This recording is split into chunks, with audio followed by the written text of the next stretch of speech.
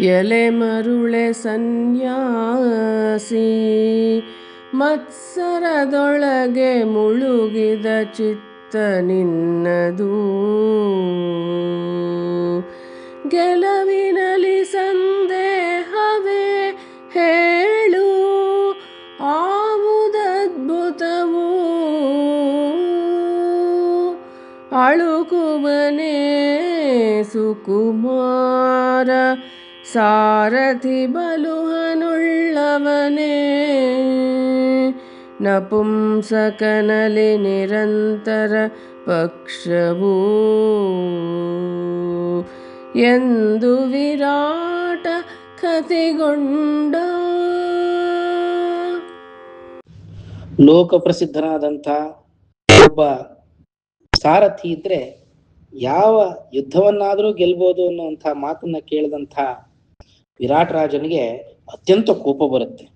ಅಯ್ಯೋ ಹುಚ್ಚು ಸನ್ಯಾಸಿಯೇ, ಎಷ್ಟು ಹೊಟ್ಟೆ ಕಿಚ್ಚು ನಿನಗೆ!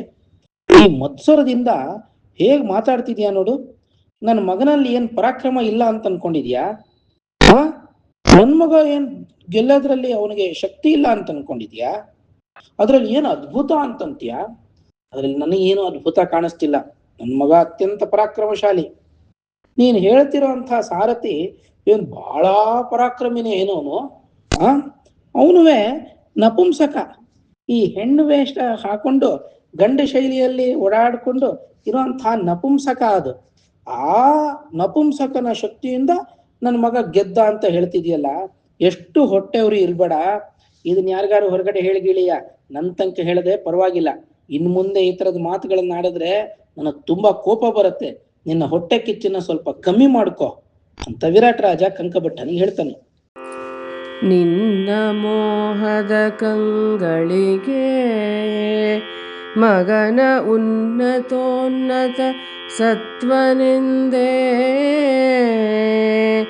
ಮುನ್ನ ತೋರಿತು ಹೊಲ್ಲೆಹವೇ ಸಂಸಾರಕ ಭ್ರಮೆಗೆ. ಇನ್ನು ಗೆಲಿದವನ ಬೃಹನ್ನಳೆ ನಿನ್ನ ಮಗಗೆ ಅಳುಕುವರೆ ಭೀಷ್ಮರು. ಕರ್ಣ ಕೃಪ ಗುರು ಗುರುತನುಭವರು ಎಂದನ ಕಂಕ.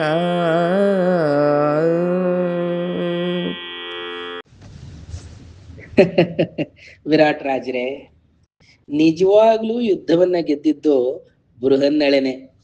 ನಿಮ್ಗೆ ನಿಮ್ಮ ಮಗ ನೋಡಿ, ಆ ಮೋಹದ ಕಣ್ಣಿಂದ ನೀವು ಅವನನ್ನು ನೋಡ್ತಾ ಇರೋದ್ರಿಂದ ಈ ತರ ಎಲ್ಲ ನೀವು ಭ್ರಮಾಪೂರಿತರಾಗಿದ್ದೀರಿ. ಹೆತ್ತವರಿಗೆ ಹೆಗಣ ಮುದ್ದು ಅಂತ ಕೇಳಿಲ್ವೇ? ಆ ರೀತಿಯಲ್ಲಿ ನಿಮಗೆ ನಿಮ್ಮ ಮಗನ ಪರಾಕ್ರಮ ಬಹಳ ದೊಡ್ಡದು ಅಂತ ಅನಿಸ್ತಾ ಇದೆ. ಆದ್ರೆ ನಿಜವಾಗ್ಲೂ ಗೆದ್ದಿದ್ದು ಆ ಹೆಣ್ಣು ವೇಷ ಹಾಕೊಂಡು ಗಂಡು ಶೈಲಿನಲ್ಲಿ ನಡೆದಾಡ್ತಾ ಇರುವಂತಹ ಆ ಬೃಹನ್ನಳೆನೇ ಸರಿ. ನಿಮ್ಮ ಮಗನಿಗೆ ಭೀಷ್ಮಾಚಾರ್ಯರು, ಕರ್ಣ, ಕೃಪಾಚಾರ್ಯರು, ಗಾಂಗೇಯ ಅಂತಂದ್ರೆ ಭೀಷ್ಮ, ದ್ರೋಣಾಚಾರ್ಯರು, ಅಶ್ವತ್ಥಾಮ ಇವ್ರನ್ನೆಲ್ಲಾರನು ಕೊಲ್ಲುವಂಥ ಅಥವಾ ಸೋಲ್ಸುವಂಥ ಚಾಕುಚಕ್ಯತೆ ಇದೆಯೇ? ಅವರನ್ನು ಸೋಲ್ಸುವಂತ ಶಕ್ತಿ ನಿಮ್ಮ ಮಗನಲ್ಲೇನಿಲ್ಲ. ಬೃಹನ್ನಳನೇ ಅವರನ್ನೆಲ್ಲ ಸೋಲ್ಸಿದ್ದು ಅಂತ ಕಂಕಭಟ್ಟ ಹೇಳ್ತಾರೆ.